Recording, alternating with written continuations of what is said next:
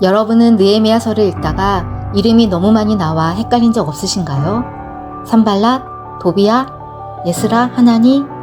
오늘 영상 하나로 느헤미야서 핵심 인물들을 누구나 이해하기 쉽게 정리해 드립니다.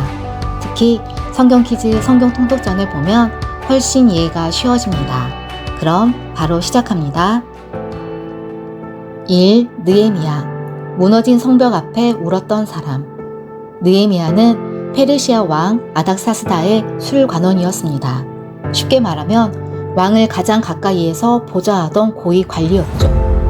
그런데 그는 편안한 궁궐보다 무너진 하나님의 성 예루살렘을 더 마음 아파했습니다. 예루살렘 성벽이 무너졌다는 소식을 듣고 울며 금식하며 기도합니다. 그리고 결국 직접 예루살렘으로 가서 52일 만에 성벽을 재건합니다. 느헤미야는 단순한 건축가가 아니라 기도하는 리더, 행동하는 믿음의 사람이었습니다. 2. 하나니. 무너진 현실을 알려준 사람. 하나니는 느헤미야에게 예루살렘의 비참한 상황을 전해준 사람입니다. 성벽은 무너졌고 성문은 불탔습니다. 이 보고 하나가 느헤미야의 인생을 바꾸게 됩니다. 하나님은 때때로 누군가의 한마디를 통해 우리를 사명의 자리로 부르십니다. 3. 아닥사스다 왕. 느헤미야를 보내준 왕.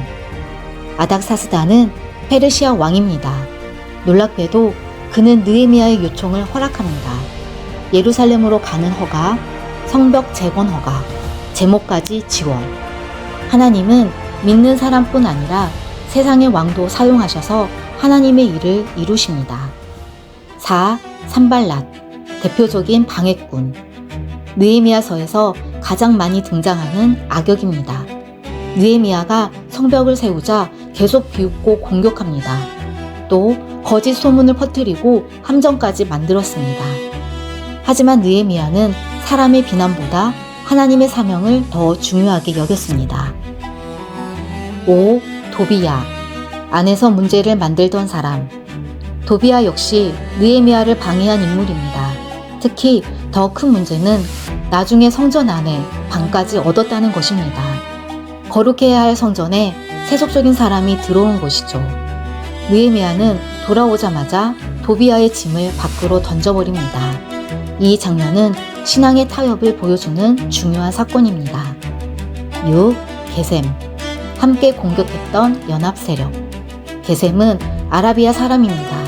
산발랏, 도비야와 함께 느헤미야를 공격했습니다. 하나님의 일을 할 때는 혼자 반대하는 수준이 아니라 연합된 방해가 올 수도 있다는 것을 보여줍니다. 7. 스마야. 거짓 예언자. 스마야는 느헤미야에게 성전에 숨어야 산다고 말했습니다. 하지만 사실은 느헤미야를 겁주고 죄짓게 하려는 거짓 예언이었습니다. 느헤미야는 두려움 때문에 하나님의 말씀을 어기지 않았습니다. 진짜 믿음은 겁이 없어지는 것이 아니라 두려워도 말씀을 붙드는 것입니다. 8. 에스라. 말씀 부흥을 일으킨 사람. 에스라는 제사장이자 학사였습니다. 그는 백성들 앞에서 율법책을 읽어줍니다.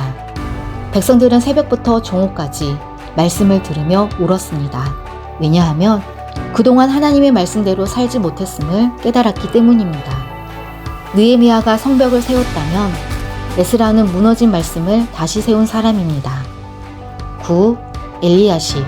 타협했던 제사장. 엘리야십은 제사장이었습니다. 그런데 암몬 사람 도비야에게 성전 안 큰 방을 내주며 타협합니다. 하나님의 성전보다 인간관계를 더 중요하게 여긴 것이죠. 느헤미야서는 우리에게 말합니다. 무너진 성벽만 다시 세우면 되는 것이 아니라 무너진 거룩함도 회복되어야 한다고 말입니다. 오늘은 느헤미야서 핵심 인물들을 정리해 봤습니다.